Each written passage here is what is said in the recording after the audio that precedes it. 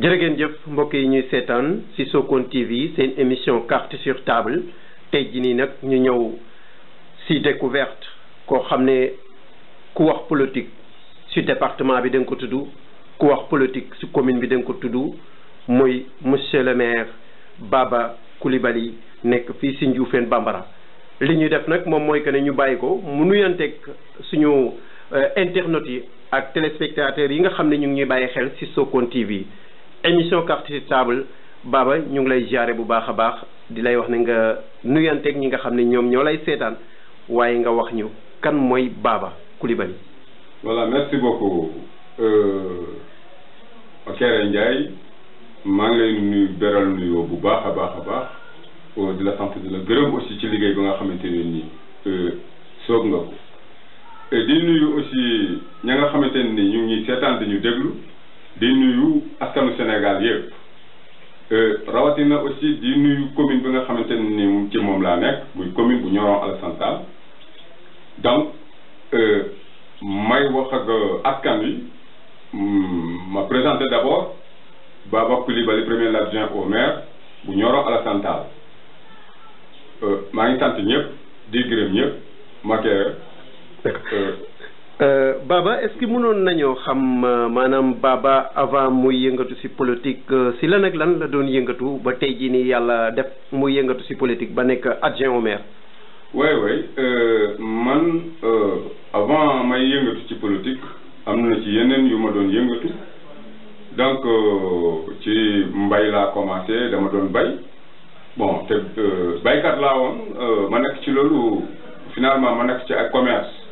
nekk commerçant di liggéey donc ci biir commerce boobu donc ci la commencé di am ambition politique ci di dem ak a ñëw donc finalement ma dem ba politique bi gën ma dugg bu baax a baax ma gis ne politique bi aussi vraiment nekk na loo xamante ne ni kenn mënul dem bàyyi ko parce que képp koo xamante ne ni bëgg nga sa réew bëgg sa gox bëgg sa dëkk war nga mën a politique parce que politique aussi liggéey boo xamante ne ni pour dimbali askan wi la nekkal askan wi fii doon jaame askan wi liggéeyal leen ba nga xamante ne lépp loo xamante ne luy gàllankoor doomu aadama yi la nga fexee dugg seen diggante ak loolu dàq loolu lépp loo xamante ne aussi moom la askan wi soxla comme seen njariñ aussi nga def sa kemtulaay kattan pour xecc ko ba askan wi mën cee jot mu gën leen jege donc loolu daal moom moo ma gënoon a dugal ci politique. vraiment fa laa jaar man ba far nekk ci politique. fa la ñuy desandi sax si wàllu politique bi carte sur table moom lépp day leer maanaam politique bi nga si sumbee nan nga si sumbee dafa am ku jàpp sa loxo ne la kaay yëngatu si parti bi mun nga ñëw wax ban parti nga jiit commencé ak kan moo téye sa loxo ne la kaay. voilà man ci parti ba ma commencé en 2008 2009. 99 plutôt maa ngi woon Dakar donc foofu laa commencé politique donc maa ngi woon Parcelles Assainies unité 7 couloir Sainte-Marie foofu laa dekkoon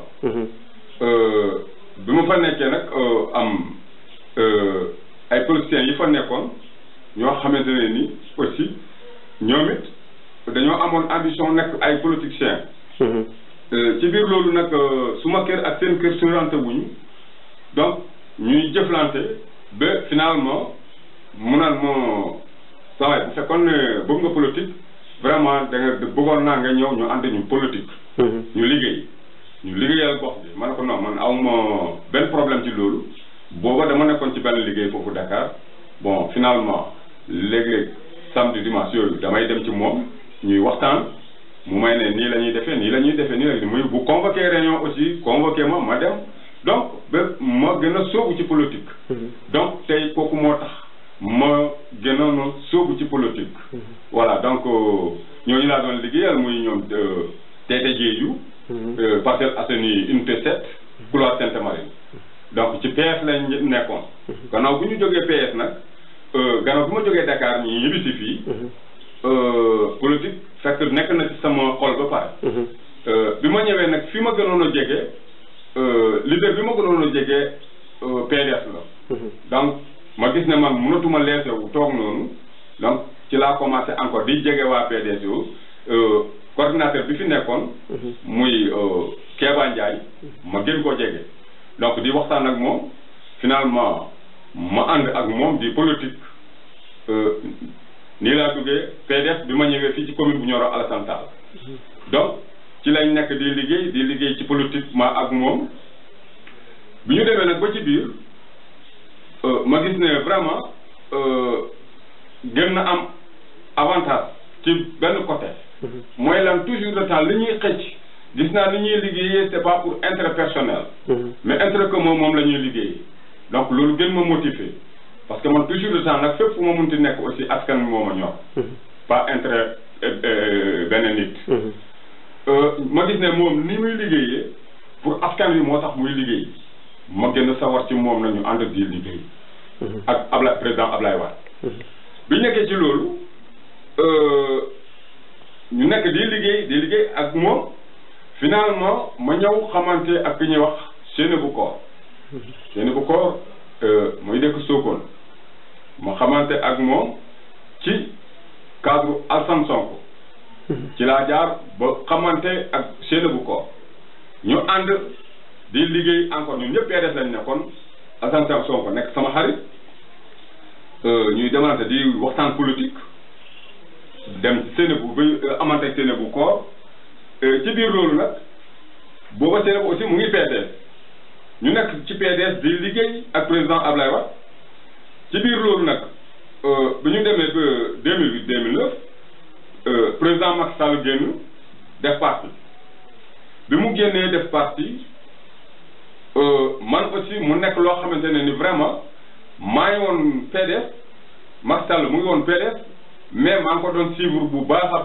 baax ci ay discours am ak ay jëfinam donc mu nekk koo xamante ne aussi vraiment ma am ci moom yaakaar bu doy boo tax bi mu génnee automatiquement man aussi dama génn PDS dem ànd ak moom nekkal ko fii ci commune bu Nioro Alassane Tall donc li parti bi waxoon yëpp nag pour nga mën a nekk foofu ci commune bi donc jox nañ ma dossier yi ñu naan man nii ngay defe mooy lan il faut nga taxawal ak ay comité comité yooyu ñoo lay permettre ëllëg pour nga mën a nekk coordinateur pour nga mën a jiite parti bi ñu ma waxee loolu ma ne ko loolu amul problème léegi bi ñu waxtaanee ñu jox ma dossier yi ma dugg ci commune bi di liggéey di recenser di waxtaan ak dëkk yi may dem ci village yi di waxtaan ak dëkk nit ñi di sensibiliser nit ñi won leen lan mooy ambition président Macky Sall Sénégal ci kanam donc gën a yóbbu Sénégal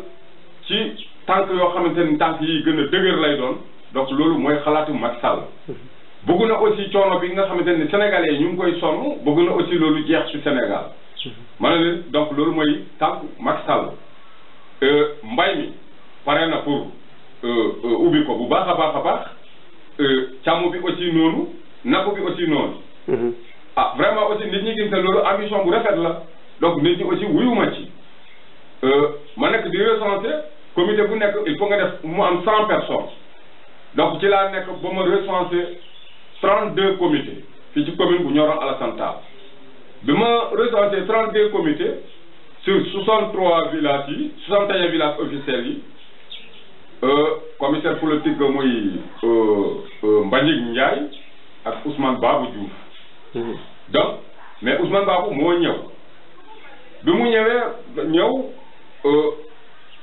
jël comité yi ma ànd ak moom village par village fu ñu dem ñu génnee comité bi dëkk ba toog donc mu jël comité récupérer comité bi ñu waxtaan ba 32 comités yëpp mat biñ ko yóbbee ki nga xamante ne ni moom mooy commissaire bi ci boppam muy Mbagnick Ndiaye donc mu woo ñu téléphone naan léegi da nga nay préparé wu jour temps dinañ ñëw pour taxawal section bi ñu xool kan moo koy jiite donc booba amoon na tuuti tiraillement sama diggante ak ñeneen donc commissaire aussi ba mu ñëwee daf ñu oo ñun yëpp bi ñu ñëwee nag la mu wax mooy ku ëppale comité yow yaay jiitu ku ëppale comité yow yaay nekk secrétaire général parti bi fii bi mu ñëwee nag vraiment man ma am 32 comités ñeneen ñi des keneen ci des il paraît que ay 7 comités la am. waaw keneen ko xanaa duñ ko tudd nag. waaw si bon mun nañ ko tudd. donc loolu kooku mooy Lamine Diouf. bu Kër Maama Lamine. ok donc Lamine Diouf bu Kër Maama Lamine. moom it doonoon na jàmbaar bu mag a mag a mag a mag a mag. moom moo am 7 comités. voilà moom moo am 7 comités. mais vraiment xëy na yàlla def rek bon ma jiitu ko. donc ëppale ko comité aussi. bon aussi lépp loolu aussi li ko waral. yàlla moo def aussi liggéey bi ma gënoon ko koo xam. parce que man dama ci yàggoon avant loolu. donc ma gën koo xam liggéey bi yàlla dimbali ma ëppale ko comité mais jàmbaar la woon nag. ak teel a jóg. ah voilà ak teel a jóg aussi. voilà c'est ça donc mais moom it jàmbaar la. ok donc mu am 7 comité ma am 32 comités. léegi bi ñu ñëwee installé ba pare. voilà bi comité politique ñëwee installé donc man maa jiitu nekk coordinateur bu Dekkal Ngor. fii ci Nioro Alassane Tall. booba ñu ngi ci Dekkal Ngor voilà. bi ñu installé ba pare nag vraiment taxul aussi man ma jox kenn gannaaw ñi nga xamante ne ni dañoo féete woon beneen côté aussi mais dama leen tàllal loxo aussi waxtaan ak ñoom dem ci ñoom toog ak ñoom waxtaan ak ñoom convaincre leen pour xam ne lii liggéey lañ sumb liggéey lañ soxla te président Macky Sall moom lañ bëgg a liggéeyal pour mu jot réew mi. donc kon loolu xaajoo waru fa. peut-être bëgg-bëgg yi mun nañ wute.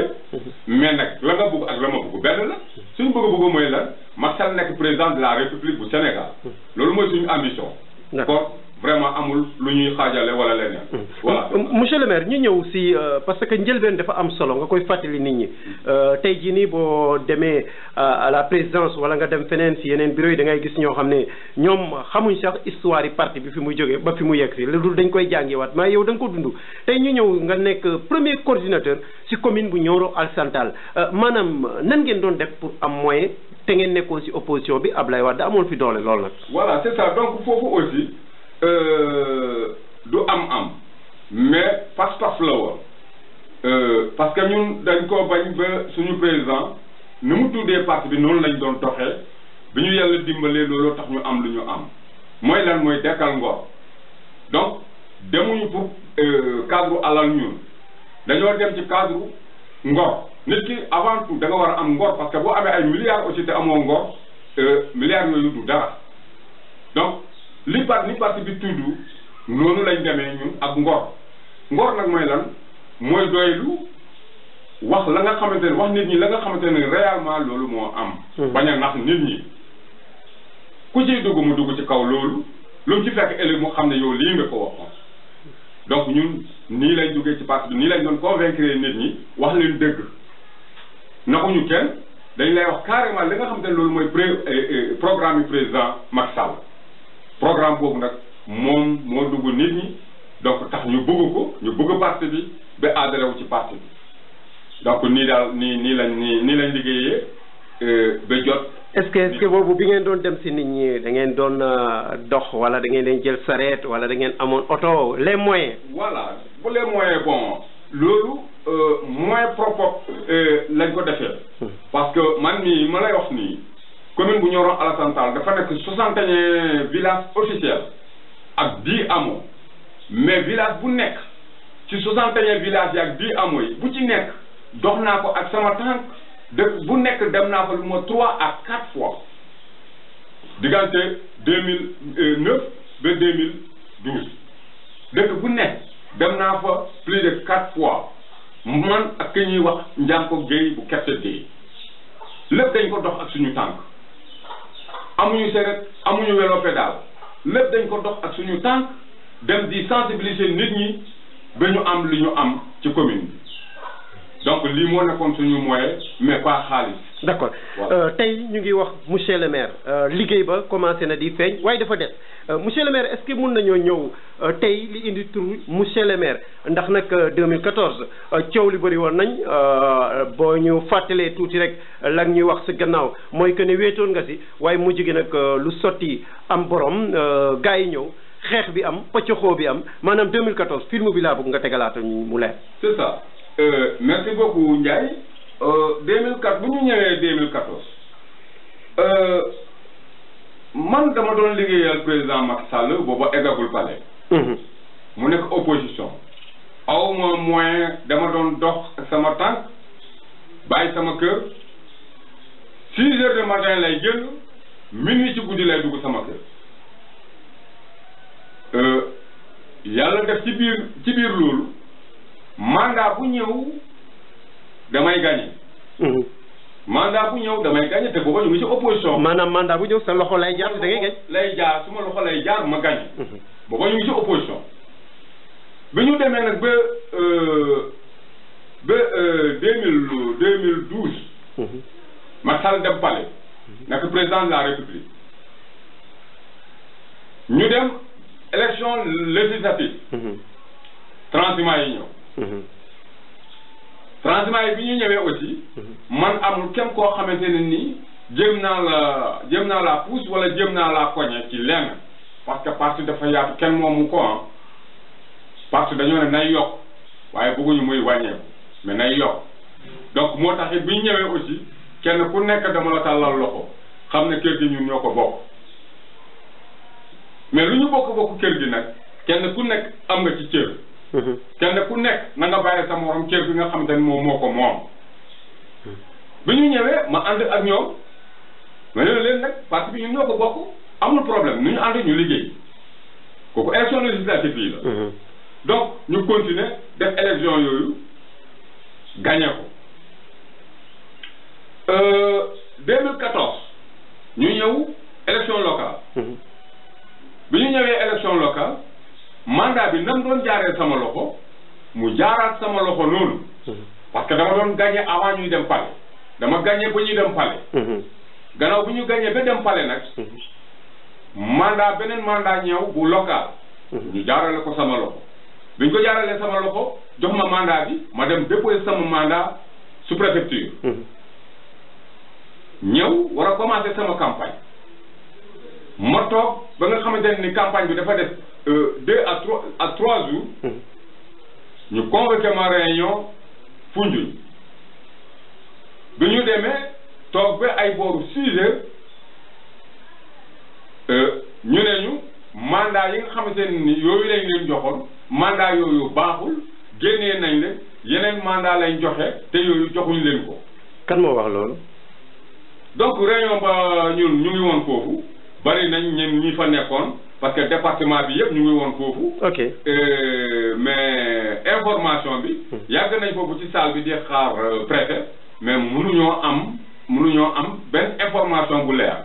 mais finalement dañoo toog ba ay booru 6 heures yooyu ci lañ doog a am information que ne préfet nañu mandat yi ñu yore mandat yooyu changé nañ ko suñu mandat yi baaxatul.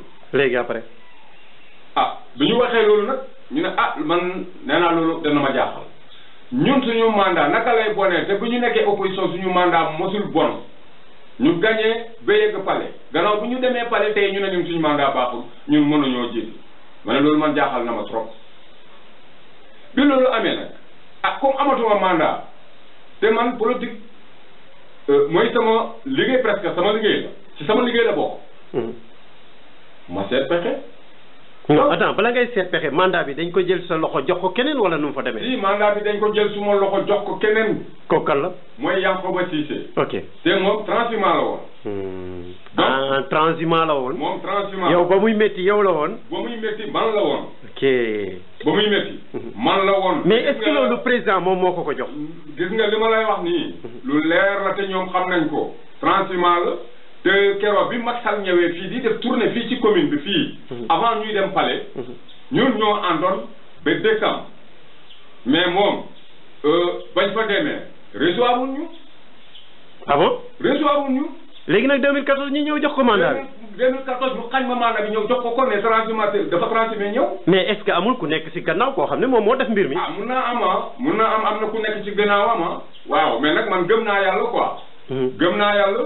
te gëm naa aussi ne président de la république bu fekkee ne moom ci teeyu bakkanam wala ci loxoom la wala ci yëg-yëgam la loolu du am loolu moom xam naa ko parce que koo xamante ne nii ba dara doonu dara yéen a ànd ba dara doon dara kooku mënatul taxaw wax ne kooku mënatul dara. monsieur le maire est-ce que nekkul da nga ragal a wax mais Latif Coulibaly la war a doon. si non loolu Latif moo ko def. ok jéem na ko na leer carte sur table la. donc Latif Coulibaly moom moo def loolu. Latif Coulibaly moom moo ko def parce que loolu laa mën a wax ah. ok Latif Coulibaly moo ko def. léegi après ñoom bi ñu defee loolu. dama dem ci sous-préfet bi fa nekkoon. mu naan ma ministre moo fi indi beneen mandat. ok donc ministre moo fi indi beneen mandat. kon moom nan mandat boobu yaa ngi ko lañ ko mandat bi. d'accord voilà ma ne ko léegi am problème. ok léegi après noo mujj def. voilà finalement li ma mujjee def pour mën a woon parce que déjà xeex commencé na combat politique la y a pas de pardon. amul pardonné. voilà donc xeex la donc bi loolu amee man it ma dem ut beneen mandat c'est parce que du ma génn parti bi. parce que man maa ko sos maa ko ji fii ci commune bu Nioro Alassane Tall du ma Samba du ma Demba du kenn man maa ko fi ji booba amul kenn koo xamante ni taxawal na fi Macky Sall amul.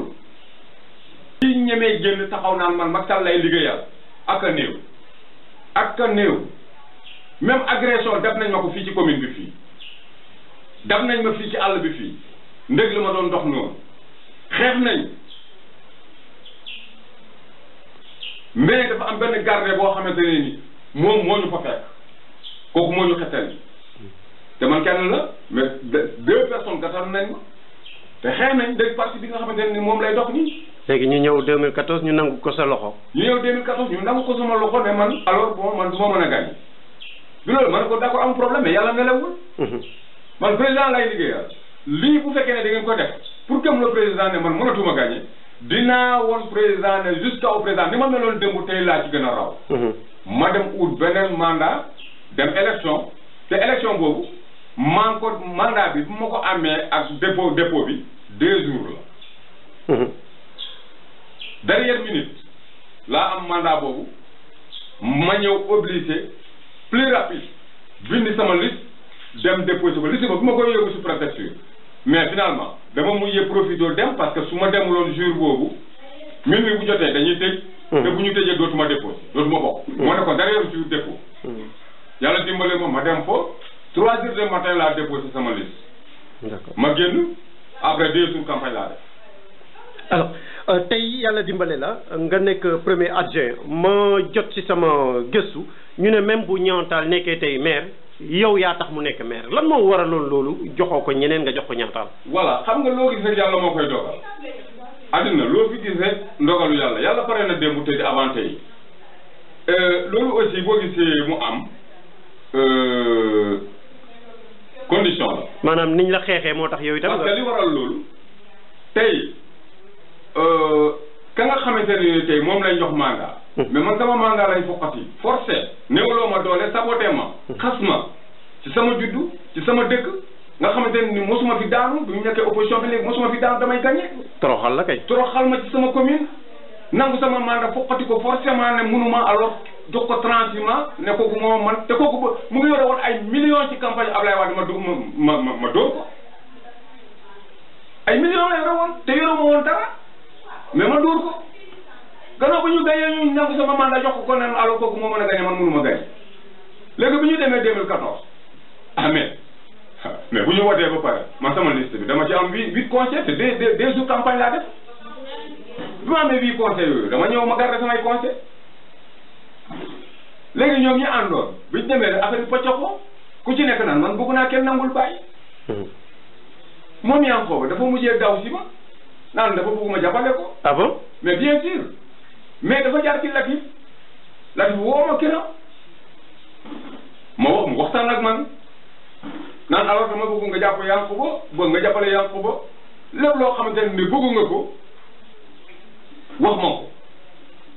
ma ne ko li ma bëgg mu ne ma waaw ma ne ko xam nga lan laa bëgg monsieur le ministre mu ne ma waaw ma ne ko suma mandat bi nga xamante ne moom lañ ma xañ jox ko Yankuba mandat googu laa soxlawuma leneen soxlawuma xaalis.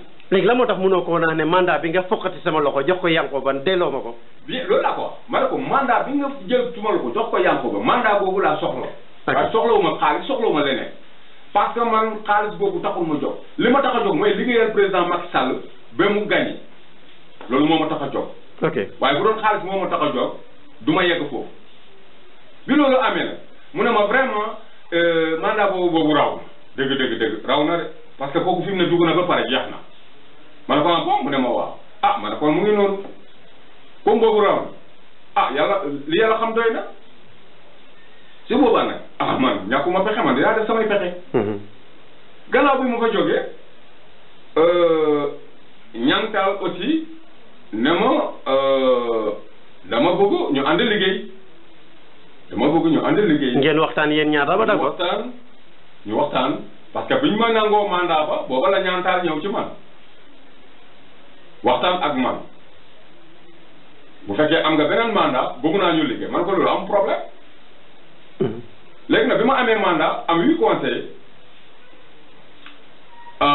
ñoom bi ñu ma woowee ma wax leen loolu te mënum loolu mëntuñ ko rectifier ñaandaal ñëw wax ma ko ma ne ko amul problème yow dinaa liggéey ak yow ci kaw njub ci kaw liggéeyal askan bi ci kaw liggéeyal commune Nioro Alassane Tall surtout nag le président Macky Sall mooy bopp su may ànd ak yow dinaa ànd ak yow ci kaw loolu képp ku may àndalit da ngay liggéey pour président Macky Sall donte demuma sama ko génneewuma mandat APR. mais APR ngay soli. mais voilà mais APR lay soutenir parce que moom la voilà juddoo. APR ci suma loxo la juddoo. kon sama APR ci boppam dafa bokk ci man du ma ko bàyyi mu dem te du ma bàyyi kenn yàq ko. d'accord mais nag lii moom ñi ma def xeex bii dinaa leen won ne. parti bi man maa leen ci jiitu muy Latif muy ko def Latif maa ko jiitu APR. Dekkal Ngor bu ma fay nekk Latif nekkul Dekkal Ngor nekkul APR. Yankuba bu ma fay nekk nekkul Dekkal Ngor nekku fa bi ñu ñëwee APR ci la transformé ñëw donc loolu yëpp amul problème. mais lii problème bi mooy nit ki su ngeen nay ànd te bokk benn mbir te ngeen am kilifa te kilifa ba ngeen pare koo gunge bàyyi leen di worante bàyyi leen di jaayante doole bàyyi leen di puusante parce que gis nga képp koo xeeb am na lu mu man kilo bu manqué 20 grammes matatul kilo. c'est ça le problème donc ko xeebel bi amul solo nañu bàyyi loolu ñu liggéeyal président Macky Sall. d'accord mais monsieur le maire dañuy ñëw si bi yàlla defee boole la ak ki nga xam moom mooy ñaantaal ba ngeen gagné te yow nga nekk adjoint au maire ndax la nga waxoon ak ñaantaal la nga dundoon ak moom la taxoon nga am confiance yëkkati lu toll ak 8 conseillers jox ko ndax loola ba tey mu nga sa digganteeg ñaantaal wala mbetteel moo si am. voilà donc man aussi man dama ne du ma wax ak nit ci biir naan dinaa la gunge 100 mètres ñu dem à 50 mètres man la damay retourner déedéet programme bi ñu teg tant que ñu ngi cee dox dinañ dox 100 mètres boo buggee ñu doxaat beneen 100 mètres yi dinañ ko doxaat ci programme boobu mais bu ñu doxee 20 mètres ma gis nga changé programme man damay taxaw donc la ma waxtaan ak ñaar intérêt commune bi ànd liggéey commune bi ànd liggéey Sénégal ànd jàppale président Macky Sall li kese laa waxtaanoon ak moom. est-ce que mu ngi si ba léegi wala.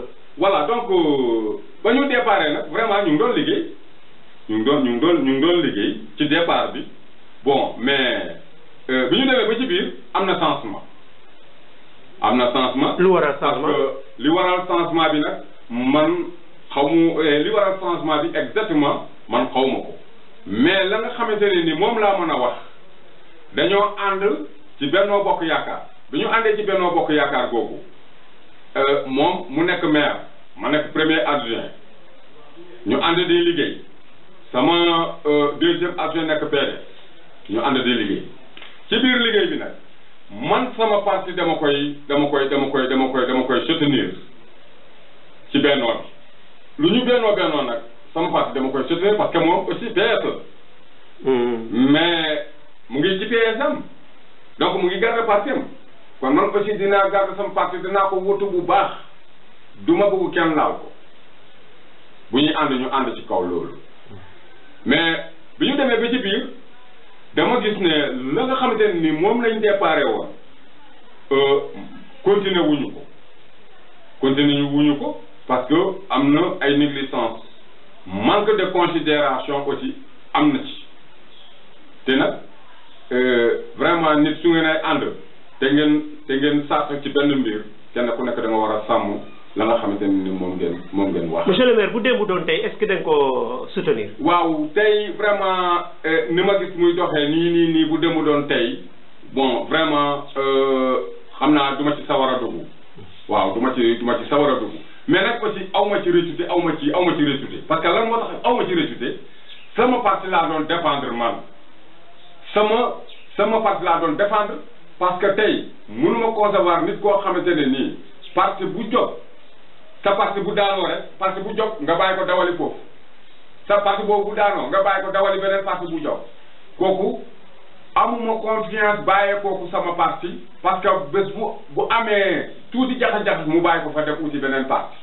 loolu moo tax nag ma garder sama parti bañ fa jógee toog donc loolu moo tax ma toog ci Benno Bokk Yaakaar pour garder sama parti. d'accord monsieur le maire fi ñuy jeexale parce que waxtu wi di si des bëreetul ñu ñëw rek si commune bu Nioro ak Tanta si tënk rek ndax yéen li ngeen waroon a def si commune bi parce que commune bi bëri na jafe-jafe c'est vrai am na lu ngeen def mais bëri na jafe-jafe trop maanaam li ngeen bëggoon a def si commune bi ndax seen yéene yegg na wala ba léegi des na.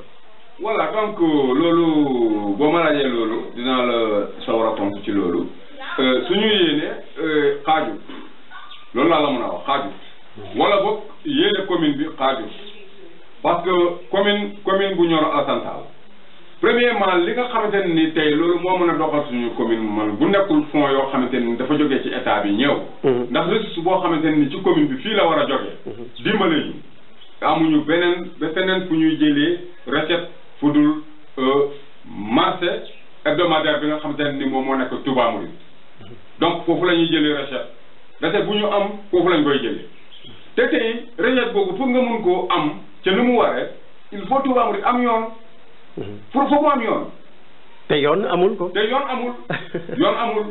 amul parce que yoon bi ñu commencé woon jagle war a ñëw Touba Mouride vraiment képp ku fa jaar yow ci sa bopp di nga xam ne lii du yoon jalu xeer la du yoon bi baaxul yaatuwul et puis yoon bi marché du yoon daal. mais monsieur le maire am na lu ma la bëgg a laaj maanaam dama gis Nioro bala nga fay dugg boo jógee Touba Mouride ay jali xeer lañ fa teg xaw ma dañ fa waroon a def ran ndax fan la xaalis boobu dugg war ngeen fay ñëw aussi. voilà foofu aussi même yoon bi nga xamante ni moom moo waroon a ñëw Touba Mouride moo waroon a jaar noonu dem Nioro mooy jalu xeer yooyu ngay gis foofu noonu.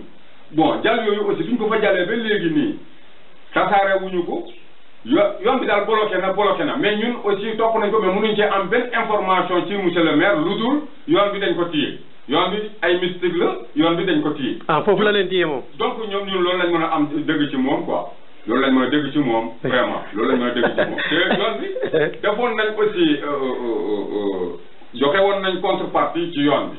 ah bon. joxoon nañ contrepartie ci yoon bi 15 millions ci su ma juumul. joxe woon nañ 15 millions papa contrepartie ci yoon bi. ba léegi nii yoon bi mënut a dem mais ba léegi mënuñoo xam aussi ci moom lan moo tax yoon bi mënul dem man de mënu ma ko xam en tant que premier adjoint au maire mënu ma ko xam parce que li mu may wax mooy ay mystique la yoon bi buñ ko bàyyi dana dem waaye yoon bi dañ ko téye nangam sangam. d'accord monsieur le maire waxtu bi dafa jeex daanaka débat bi neex na bëggoon na ñëw continuer mais li ma lay laaj rek mooy élection yi nga xam ne mu ngi ñëw muy incha allah rabi le 23 janvier bii ñëw ñu fas yéene def élection locale ndax monsieur le maire dafa bëgg a taxaw nag bii yoon pour nekk maire commune bu Nioro wala dafa nar a toogaat rek bañ jëlaat mandat bi nangu ko si loxoom joxaat ko keneen.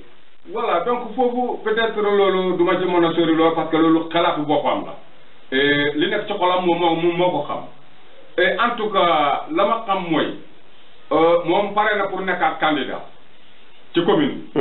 pare na pour nekkaat candidat loolu moom lu ma leer la sañ naa wax loolu. parce que toog nañu mu wax ma loolu. ba ma ko waxee man dama ko ne man aussi dama pare pour nekk candidat. ah bon. bien sûr parce que man jóguma woon pour fal alors keneen. monsieur le maire Sokone TV ñëpp a ngi lay seetaan. pare nga pour nekk candidat. maire bu commune. Nioro Alassane Tall bien sûr parce que même élection yi passé local bi passé pare ma woon pour gunge kenn dama pare woon pour nekk maire fii ci commune bu Nioro Alassane Tall mu nekk mairie boo xamante ni APR moo ko moom. mais est-ce que yaakaaroon ne mandat bi dinañ ko nanguwaat sa loxo. voilà donc mandat bi buñ ko nangoo suma loxo ba léegi rek ma xam ne ñoom ñoo def lu leen neex su boobaa man ma xaaral yàlla rek comme fi ma xaaree woon yàlla du jeex. D'accord. Voilà. Alors, monsieur le maire, ñu bàyyi la nga sa dernier mot pour ñi nga xam ne ñu ngi lay seetaan ñu découvrir la aussi tam mu nekk mbégteel bànneex ba ñu jàkkaarloog yow ndax nag képp kuy wax APR si commune bu Nioro Alassane Tall c'est vrai président yéegul yenn jafe-jafe yi ngay wax ni yëpp waaye yaakaar naa ne solution mënees na am lan ngay wax ñi nga xam ne ñu ngi lay seetaan. Voilà donc di leen nuyu di leen sant di leen gërëm di leen ñaanal yàlla jàmm. di leen ñaanal yàlla aussi la nga xamante ni moom lañ jëm noonu muy élection yi yal nañ ko fekk ak jàmm ak dal di wax aussi muy pouvoir bi muy opposition bi nañu dal Sénégal ñun ñoo ko bokk Sénégal du ñaari Sénégal benn Sénégal la képp kenn ku nekk lii sa mébét mooy liy jëmale Sénégal kanam kon bu fi yàlla tegee kenn ñun nañ ko nangul parce que kenn du fi des ba foofu waaye diir bi ko fi yàlla tegal rek bu ñu fekkee buggee suñu réew dem nañ ko nangul ñu ànd ak moom dimbale ko ci liggéey bi donc dimbale ko ci ay xalaat muy opposition bi muy pouvoir bi en tout cas kenn ku nekk na nga dal donc ñu mën a def élection yi ci jàmm ak salaam ku gagné ku perte yi nga xam ne loolu la yàlla dogal waaye du leneen. monsieur le maire Sokone TV carte sur table tey fekk si la waxtaan ak yow nga waxaale aussi sa candidature si Sokone TV noo gisee chaîne bi nga xam ne yàlla def na ñu ŋànk ko di ànd ak autorités yi nekk si département bi yëpp ak population bi nga xam ne ñu ngi si département bi ak Sénégal yëpp. voilà donc Sokone TV dama leen ay sant di leen gërëm bu baax a baax vraiment li ñuy def lu am njëriñ la te lu am solo la parce que aussi mbir bu nekkee ci gox te nekkal fa askan wi war nga wane sa bopp mais askan bi aussi war nañ laa mën a jege pour que kenn ku nekk ci biir askan wi xam ne askan wi moomoo fi bokk moomeel bi nii lay doxee donc te loolu gannaaw yàlla yonent bi yàlla ci yël na ko jaarale pour ngeen mun ñu cee dimbale ba askan wi yëpp kenn ku nekk yëg sa bopp ci dëkk bi nga dëkk kenn ku nekk xam aussi ci dëkk bi nga nekk la nga xamante ne mooy bokk moomeel bi nu mu fay doxee nga mën koo xam réer jeex complètement vraiment Sokone TV ñu ngi leen ay remercier di leen sant di leen ñaanal yàlla bu baax a baax ci kaw ci kanam macha allah. jërë ngeen jëf yéen ñi ñu doon seetaan jërë ngeen jëf internet yi nga xam ne ñu ngi ñuy suivre actuellement mu nekkoon adjoint au maire Baba Coulibaly ñu ñëwoon seen émission carte sur table Makayre Ndiaye di koy animé ñu ñëwoon jàkkaarloo moom ñu ngi leen di sant di leen di gërëm yow mi may seetaan te bëgg a bokk si émission bi boo ñu contacter incha allah rabbi danañ def ni ñu def ak moom jërë ngeen jëf cant ak ngërëm ñeel na